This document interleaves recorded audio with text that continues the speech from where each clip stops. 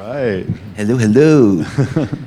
Looked amazing up there. Yeah, it was so good. Yeah. Sounded really nice. Yeah. So what's the story behind this film? I wanted to primarily highlight the audio. That's why there's a bunch of black over it. The audio is real audio from during the Vietnam War. U.S. soldiers would fly over and play this super fucked up tape over the jungles to try to convince and freak out the locals that they thought were superstitious. I don't think anyone fell for it, obviously. There's like a fucking helicopter flying by. But like, that's what they would really play. And so I was thinking about that and how, usually you find something like this as you're looking for like audio anomalies on YouTube or something, and it's placed in a different context. It's placed in like, oh, isn't this a crazy, spooky audio? But I'm trying to think of like, okay, well, I'm gonna take that out of that context and put it in a context where I was thinking about how like a lot of our, with the genocide in Gaza happening, like the soldiers that are perpetrating these crimes, along with all of our troops and everything in the United States, throughout all history, we're being put into these situations that they're just following orders. And I wanted to figure out a way to try to tell a story of trauma, like in a different sense, where it's like after the victims people have already been, destroyed.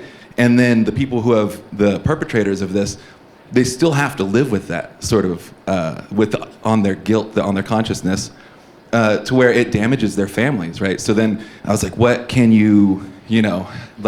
how can I depict generational trauma while highlighting this, while kind of like being a little contemporary, while, et cetera. That's kind of a lot, but. Yeah, no, it's interesting to hear the context for it. I'm just going to open up for questions.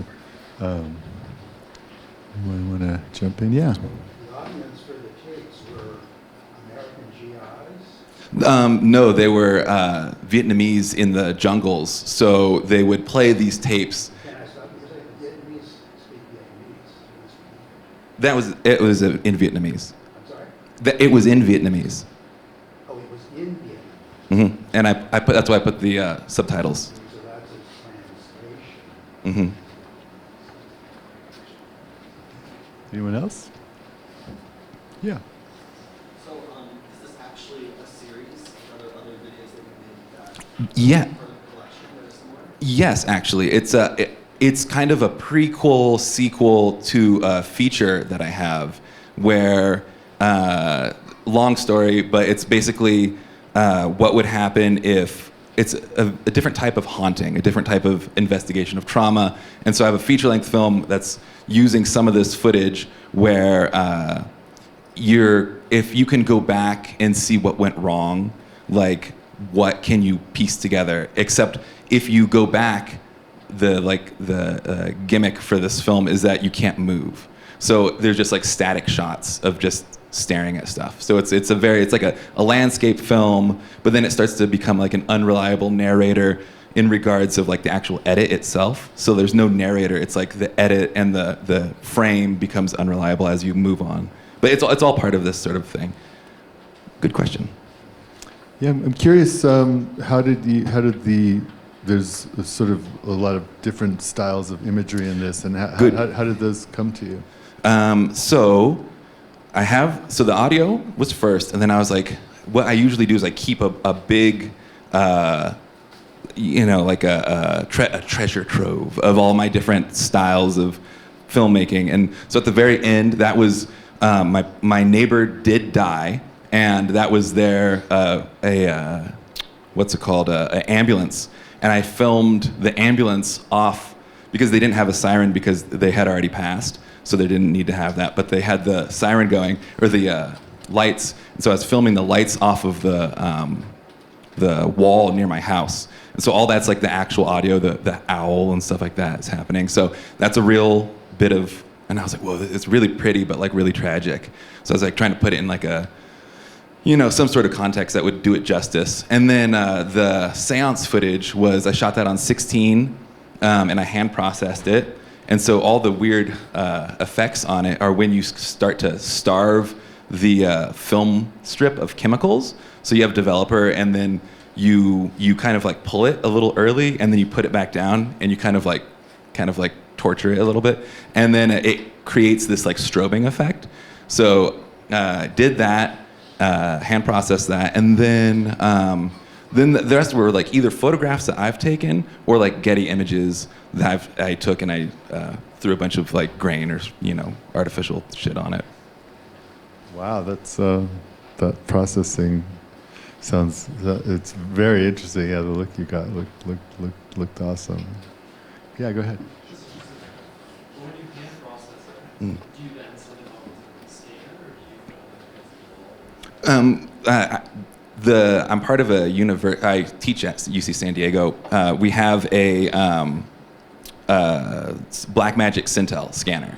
So then you got to clean it off, because usually when you hand process it, they don't. If you do choose to hand process your film, then a lab, maybe like Mona Noire in New York or something, will handle it. I think Color Lab will also handle it. The East Coast labs will do it. West Coast labs will not touch if you hand process it, because it'll mess up their, like Photochem won't do it. But yeah, good question. Nice. You seem to use a lot of captioning in your films. I read a lot. I watch a lot of films too, but like I read so much. So I like the idea. So like, okay, Marguerite Duras is a really excellent filmmaker if you haven't watched any of her work. And she's a great author, and she would make films that were just primarily just black. And then it's cool. I mean, we're reading it, it's fine, but it would be nice. I like the idea of just sitting in blackness. Also, like if you know Derek Jarman, his blue film, it's like a voiceover, and you're just watching a blue screen for like an hour. So I love stuff like that. So I love any textual things. Anytime I get to like flex my writing is really nice. It's really fun. Nice. So what other projects do you have coming up? Okay, so I have a couple features that I've already made that I'm already like doing. So I have another feature I'm going to shoot this summer, but then I have my band. I'm in Shrine Maiden metal band. You guys should look me up. We just had an album come out in October, but we have another album coming out. 2 more albums coming out pretty soon. One is the score to my feature of the one that you were bringing up. And then another, which is more ambient, so you're like, oh, you can like chill out to that. And then the other one is going to be more traditional. Well, I get not traditional, like doom gaze, black metal-ish. Yeah. Anyway, but thank you so much for having me. Oh my Paul, God, of course, yeah. Amazing. Thank you. Shira, wherever Shira, amazing. Thank you guys. Yeah, thanks for coming out. Yay, thank you.